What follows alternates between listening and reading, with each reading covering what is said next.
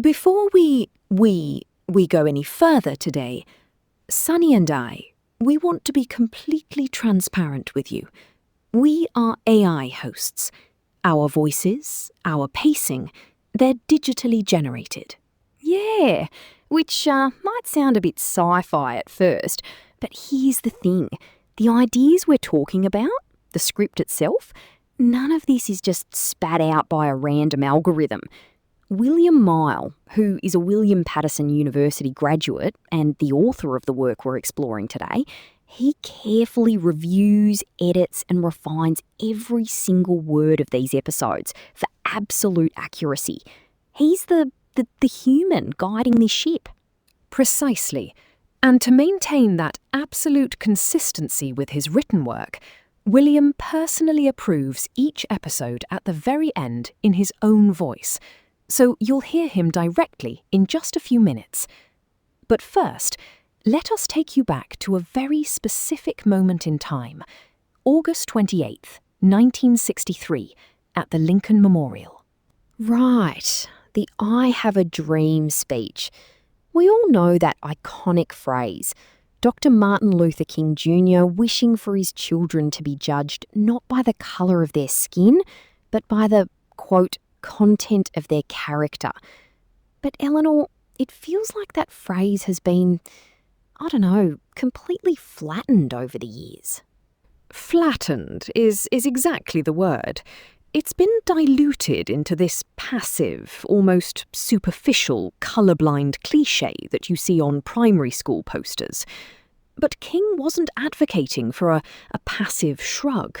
He was calling for an active, rigorous, almost militant moral filter.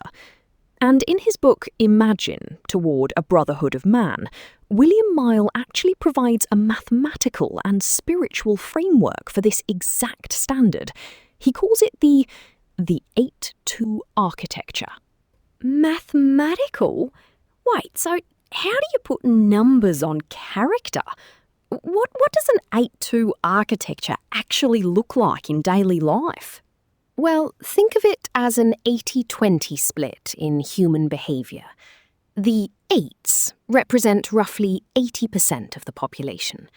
These are the decent, cooperative people who handle the invisible logistics of everyday society.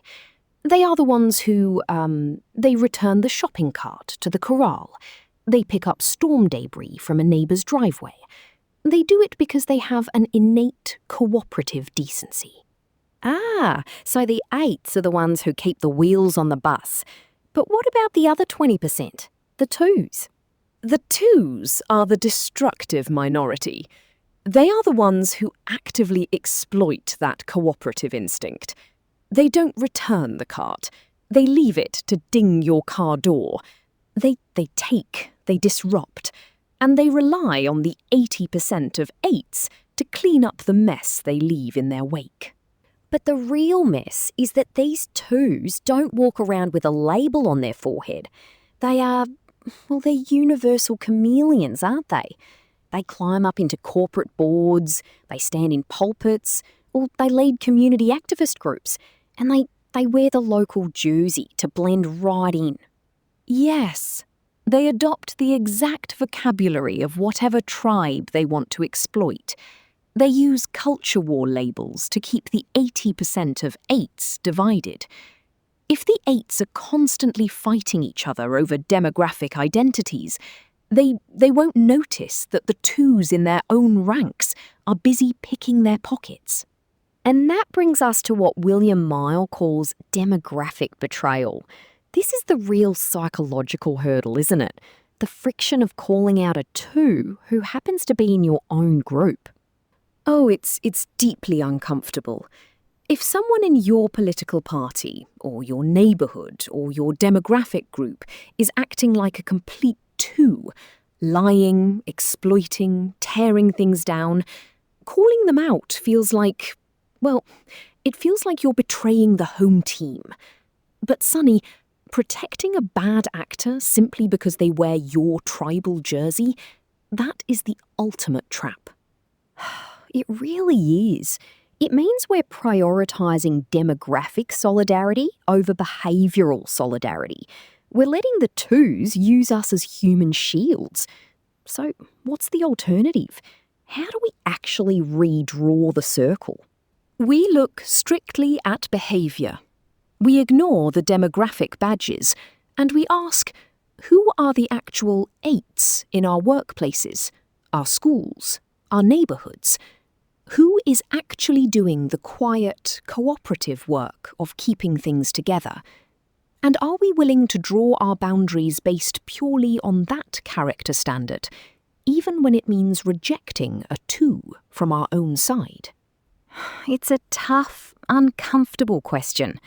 But maybe that's exactly the kind of rigour Dr. King was actually calling for. Well, that's our take on it. Let's hand the microphone over to the author himself, William Mile, for his final thoughts and approval. This podcast episode is William Mile Media approved.